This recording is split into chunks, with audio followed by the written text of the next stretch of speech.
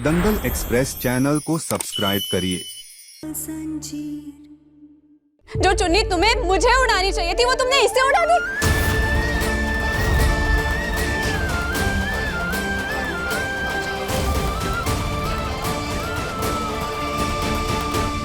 अरे हाँ, ये चुन्नी ओढ़कर इस घर के रंग में ढलना तो हमारी होने वाली बहू का था, पर अब बेचारी आलिया की जगह गहना ही इस घर के रंग में ढलने वाली है बहू की तरह, है ना जीजी? चकोरी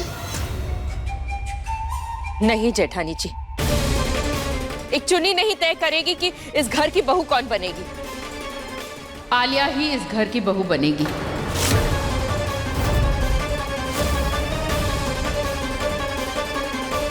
नहीं माँ, ताई जी बिल्कुल सही कह रही है। आयुष्मान ने रस्म तो पूरी कर ली है, लेकिन मेरे साथ नहीं, गहना के साथ। तो इससे बोलिए ना कि गहना के साथ ही शादी कर ली है। और मेरे होने ना होने से कोई फर्क नहीं पड़ता है, तो मुझे जी के भी कोई फायदा नहीं है। तो मैं मर जाऊंगी, मेरा मर जाना ही अच्छा है। आलिया, आलिया मर जाना चाहती है।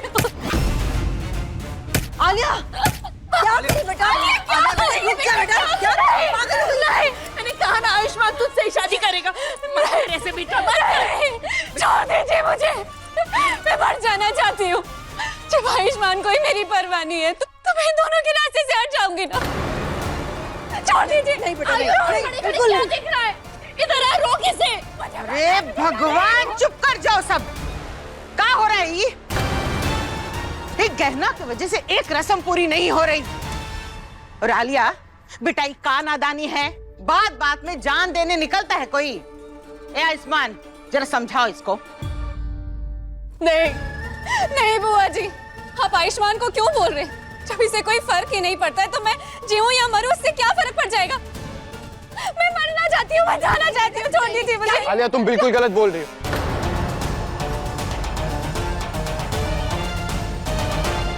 मैंने तुम पर कोई इल्जाम नहीं लगाया, और मुझे तो समझ में नहीं आ रहा कि तुम इस तरीके से बर्ताव क्यों कर रही हो। अरे तुम चाहती हो मैं तुमसे शादी करूं, मैं तुमसे शादी कर तो रहा हूं,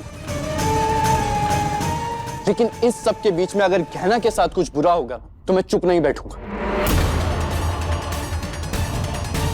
मैं सच जान के रहूंगा कि ये किसने किया है। ये आयुष्मान को तो मेरे मरने के ड्रामे से भी बिल्कुल फर्क नहीं पड़ रहा है। इसका मतलब मुझसे ज्यादा तुम्हें इस लड़की की फिक्र है ना, इस गहना की फिक्र है ना तुम्हें? अच्छे इंसान की सबको परवाह होती है। गहना?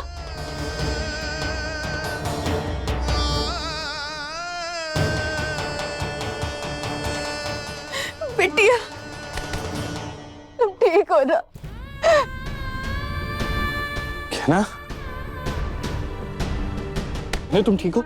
हाँ? बजरंगी, एक अदरक वाली चाय लेकर आओ जल्दी। तुम्हें कुछ नहीं होगा, हाँ? तुम बिल्कुल ठीक हो जाओगे।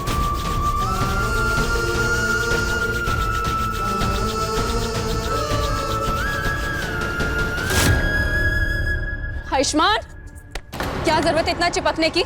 दूर से भी तो हालचाल जान सकते हो ना। मुझे तो लगता है ये जानबूझ के नाटक करती है, और तुम भी इसके नाटक में फंस जाते हो। आलिया, हम सबने देखा ये बर्फ में जमी हुई थी, ये फ्रीजर में बंद थी, तभी इसकी ऐसी हालत हुई है। और ये नाटक क्यों करेगी? और अगर वो फ्रीजर नहीं गिरा होता तो हमें पता भी नहीं चलता कि ये उसके अंदर है। फ्रीजर अपने आप गिरा या जानबूझकर? इसने खुद ने अपने आप को बंद किया या ये खुद कूद गई उसके अंदर? मैं नहीं जानती, लेकिन मैं इतना जरूर जानती हूँ कि मुझे झूठा साबित नहीं कर पाई, इसलिए आप सब लोगों के सामने ये नाटक कर रही है ताकि आप लोगों की थोड़ी सी दया मिल जाए। इसीलिए अपने आप को फ्रीजर में बंद कर दिया होगा।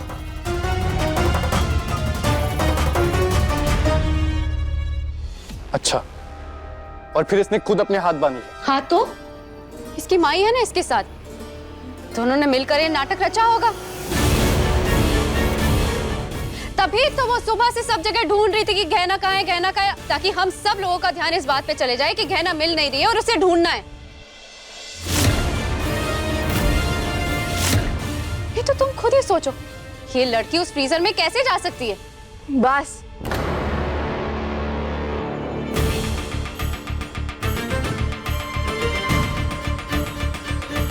झूठ को चिल्लाने की जरूरत पड़ती और सच खामोशी से भी अपने आप को साबित कर देता।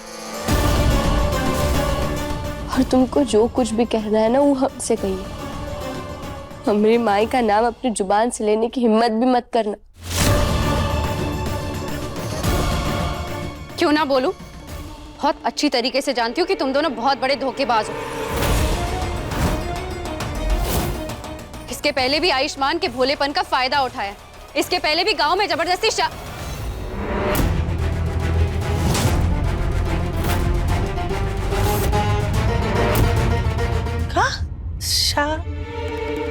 मेरा मतलब है जबरदस्ती गांव में अपने घर में बिठा के रखा था, ये नाटक दिखाने के लिए कि इन दोनों की शादी हो गई है।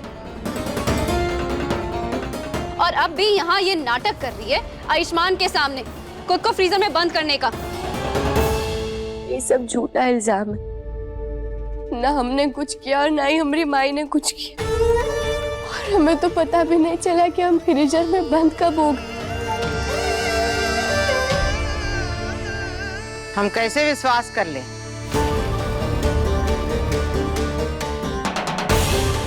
हो सकता है जो आलिया कह रही है वो सच हो।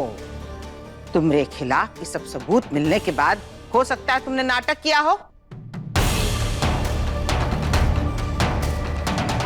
और तुमने अपनी माई के साथ ये सारा खेला खेला हो। और बताओ ना, अगर तुम खुद फ्रीजर में नहीं गई तो वहां पहुंची कैसे? बोलो। कहना, तुम्हें किसी से डरने की जरूरत नहीं है। साफ साफ बताओ कि हुआ क्या था।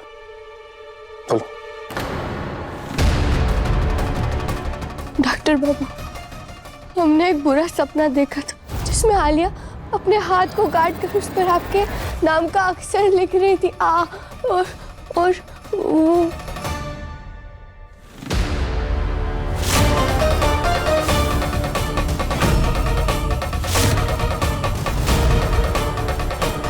ये बिल्कुल वैसा ही है।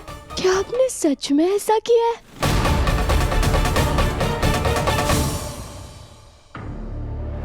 हाँ तो मुझे आयुष्मान का नाम हमेशा हमेशा के लिए अपनी हथेलियों पे चाहिए था, इसीलिए किया मैंने। तुम्हें कोई प्रॉब्लम है? एक मिनट आलिया, ये लड़की आगे बताओ, फिर क्या हुआ?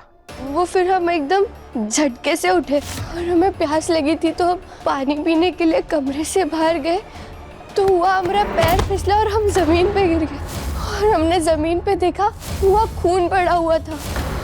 हम एकदम डर गए और हम डॉक्टर बाबू को बुलाने के लिए उनके कमरे की तरफ भाग ही रहे थे और तभी पीछे से किसी ने हमारे सर पर डंडा मारा और हम हुआ बेहोश हो गए। और फिर हमारी आंखें सीधे वो ठंडा करने वाले बक्से में खुली। फिर हमें कुछ नहीं पता उसके बाद क्या हुआ, ऐसा किसने किया।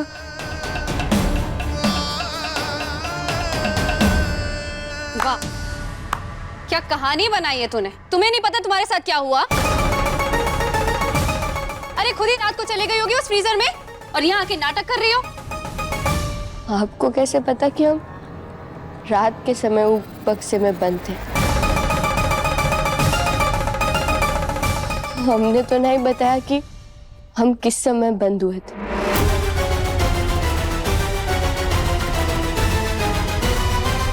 हाँ, ये बिल्कुल ठीक कह रही है। और आलिया कल रात तक तुम रसोई घर में ही थी ना, ठीक वो फ्रीजर के बगल में। और जब हम फ्रीजर खोलने गए तब अचानक से लाइट चली गई। हाँ, कहीं ये सब तुमने तो नहीं किया ना?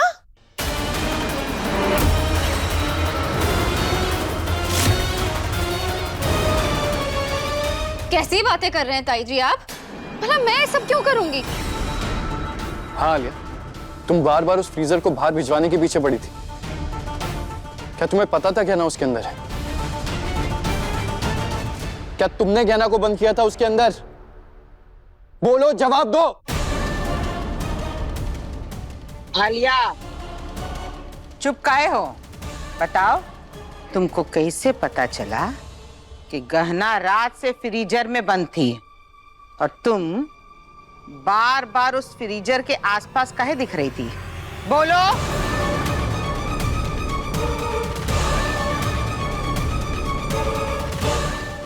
गॉड, अब क्या करूं? अब तो मेरे पास कोई रास्ता ही नहीं बचा है। सबको सच पता चल जाएगा कि मैंने ही गहना को उस फ्रीजर में बंद किया था।